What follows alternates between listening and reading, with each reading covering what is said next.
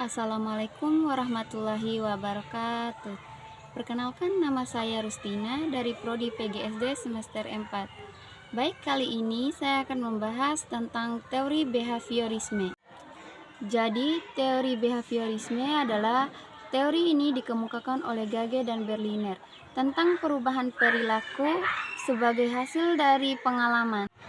Teori behaviorisme juga menjelaskan bahwa belajar adalah perubahan tingkah laku sebagai akibat dari adanya interaksi antara stimulus dan respon. Hergenhan dan Mate menyatakan bahwa teori belajar ini mencakup 4 hukum. Yang pertama, hukum kesiapan, yang kedua, hukum latihan, yang ketiga, hukum efek, yang keempat, hukum sikap. Prinsip teori belajar behaviorisme. Menurut Mukinan, ada beberapa prinsip teori belajar behaviorisme. Yang pertama, apabila seseorang menunjukkan perubahan perilaku, maka dikatakan sudah belajar. Yang kedua, hal-hal yang paling penting pada teori ini yaitu stimulus dan respon karena bisa diamati. Yang ketiga, penguatan, yaitu hal-hal untuk memperkuat respon. Adapun ciri yang membedakan teori behaviorisme ini dengan teori belajar yang lain. Yang pertama, mengutamakan pengaruh lingkungan. Yang kedua, hasil pembelajaran fokus pada pembentukannya perilaku yang diinginkan. Yang ketiga, mementingkan pembentukan reaksi atau respon.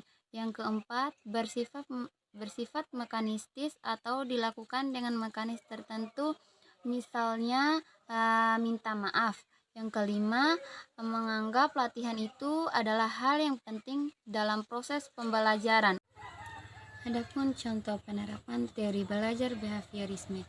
Yang pertama, guru menyusun materi atau bahan ajar secara lengkap, mulai materi sederhana sampai kompleks.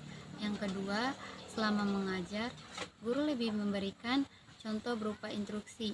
Yang ketiga, jika guru menjumpai adanya kesalahan, baik pada materi maupun pada peserta didik, maka akan segera diperbaiki. Yang keempat, guru lebih aktif memberikan latihan agar terbentuk kebiasaan yang diinginkan. Yang kelima, guru memberikan evaluasi berdasarkan perilaku yang terlihat. Yang keenam, guru harus mampu memberikan penguatan, baik dari sisi positif dan negatif. Kelebihan dan kekurangan teori belajar behaviorisme. Kelebihan 1. Peserta didik dibiasakan untuk latihan dan praktik yang di dalamnya memuat unsur kecepatan, spontanitas, kelenturan, refleks, dan daya tahan. Yang kedua, mampu mendorong peserta didik untuk berpikir linear dan konvergen. Yang ketiga, memudahkan peserta didik untuk mencapai suatu target tertentu dalam pembelajaran. Kekurangannya yaitu 1. Membatasi kreativitas, produktivitas, dan imajinasi peserta didik. Yang kedua, pembelajaran hanya berpusat pada guru, sehingga peserta didik terkesan pasif.